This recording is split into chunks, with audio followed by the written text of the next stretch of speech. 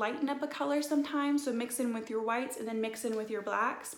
When you've got that, you're gonna raise your hand and I'm gonna check that and make sure that I think you guys have a good understanding of what you're doing before you go on to your project.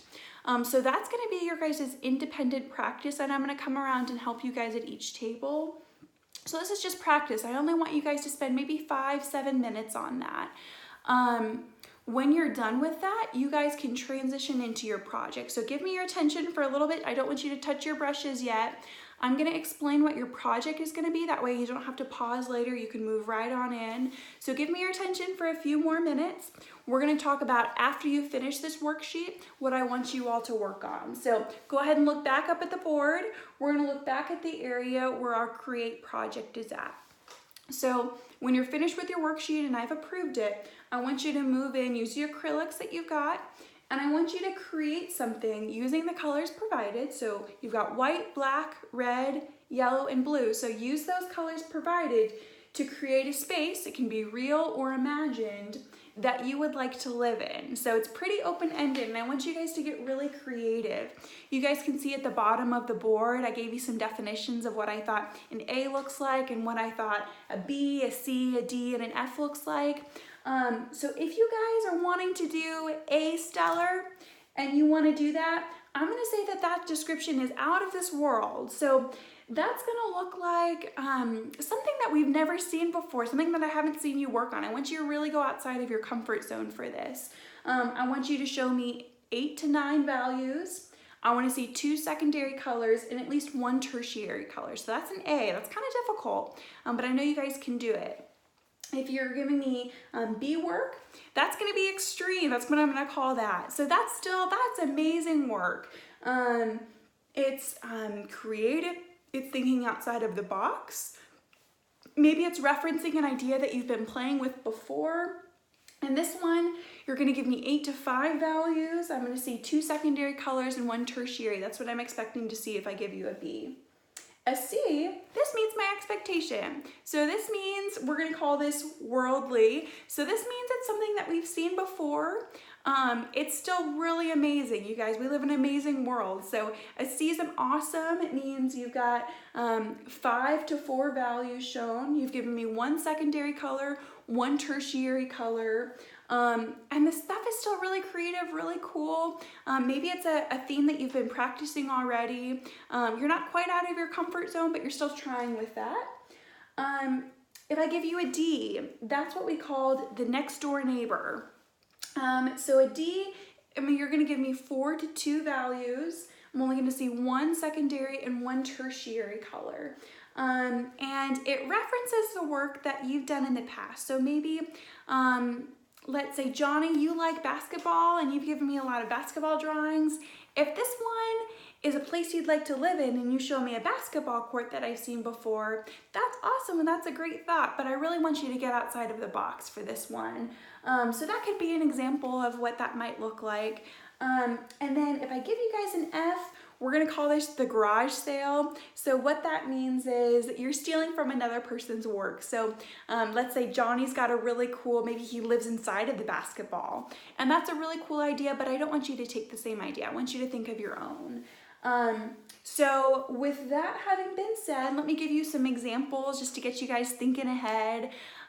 So if you want to get your sketchbook out, you can, be thinking about that a little bit while I'm talking, giving your last bit of instruction.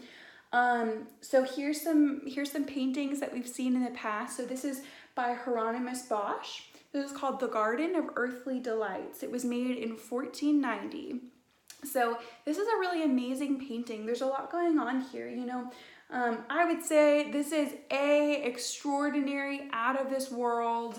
I've never seen anyone ride on a pink cow. Have you? No.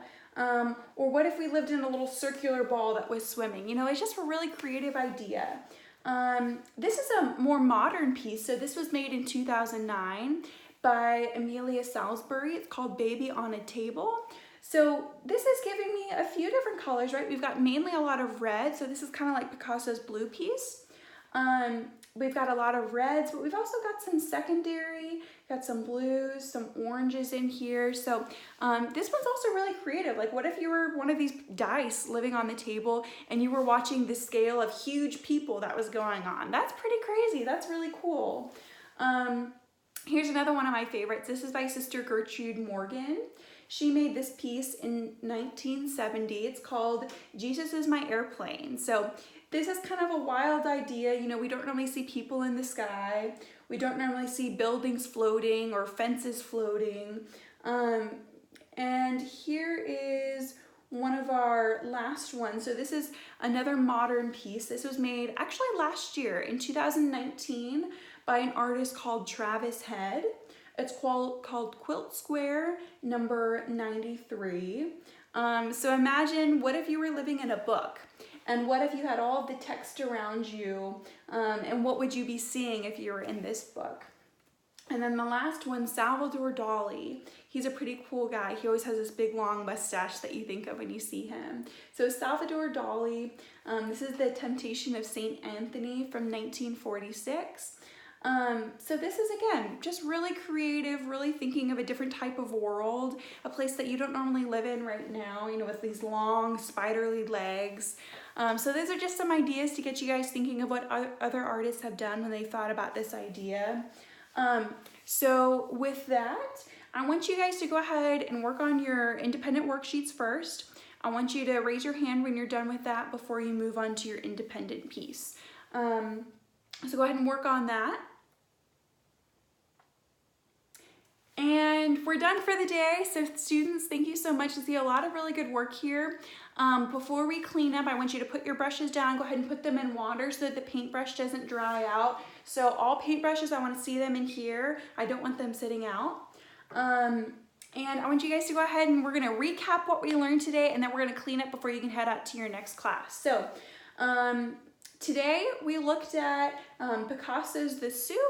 We looked at values. So values is properties of light and dark in a piece. The more value you have, so the more different types of values, the better your piece is going to be, the more interesting it's going to be.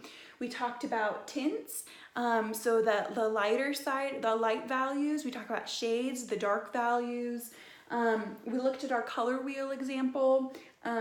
We talked about primary. There's 3 primary colors, 3 secondary colors, and then tertiary, which is a mixture of secondary and primary colors.